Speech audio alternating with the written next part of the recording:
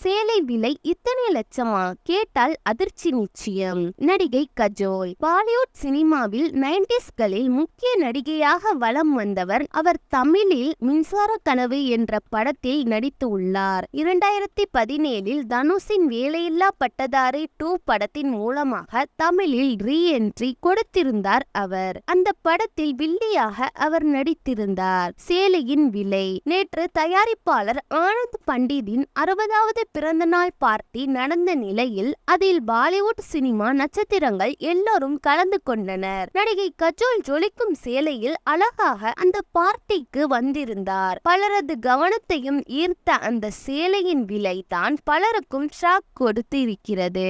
ரித் என்ற பிராண்டின் அந்த புடவையின் விலை 1,40,40,000 ரூபாய் என குறிப்பிடத்தக்கது.